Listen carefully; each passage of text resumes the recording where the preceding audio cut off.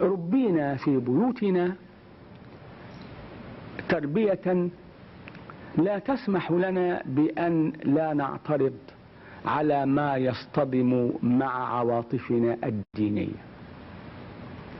دفعتي لحسن الحظ كان أكثرنا أولاد مشايخ، آبائنا من علماء الأزهر.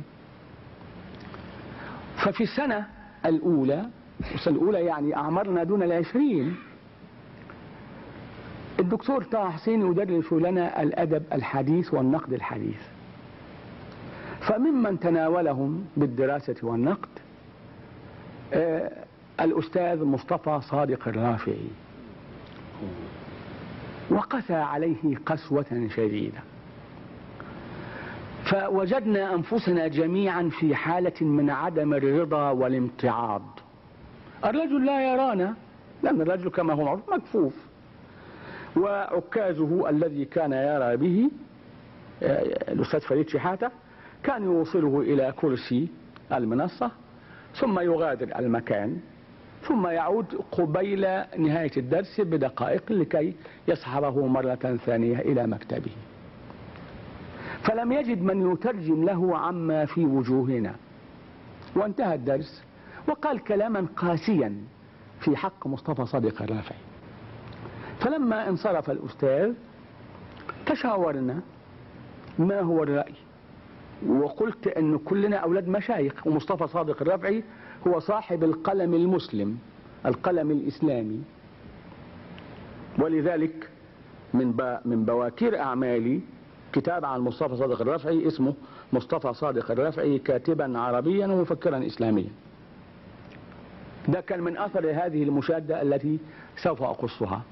اتفقنا أن نذهب جميعا بقضنا وقضيضنا، وكان عددنا كبير جدا، كنا 16، لأنه بالقياس إلى هذه الأيام 300 400، لا احنا كنا 16، والدفعة التي كانت قبلنا كانت 9، والتي بعدنا كانت 11.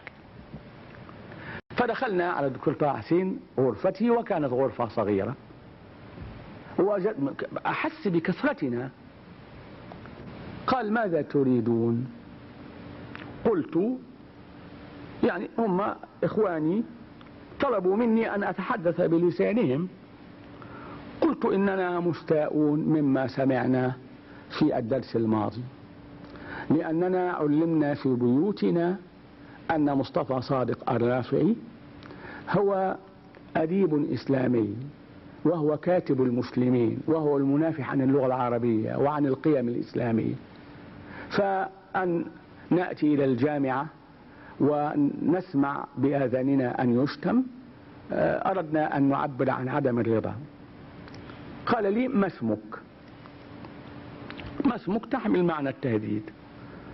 قلت له سأقول لك عن اسمي، لكن اسمي ليس مهما، لأن ما أنا إلا لسان لكل إخواني طلبوا مني أن ألقي على مسامعك، وهم موجودون جميعا هذا الكلام. أما اسمي فهو مصطفى محمد الشكع.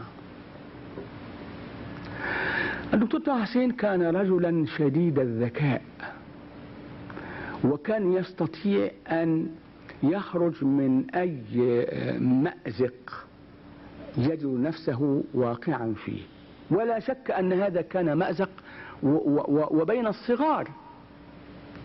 فقال يبدو أنكم استعجلتم الأمر، أو يبدو أنني بدأت من حيث كان ينبغي أن أنتهي. لو أنكم صبرتم للأسبوع القادم لسمعتم الوجه الآخر عن مصطفى صادق الرافعي، ولذلك موعدنا في الأسبوع القادم، بينما هو كان انتهى فعلا من الحديث عن مصطفى صادق الرافعي. كان هذه في الحقيقة أول يعني أنا لا أقول صدام بيني وبينه، إنما هو اعتبر صدام بيني وبينه، لأننا الذي تكلم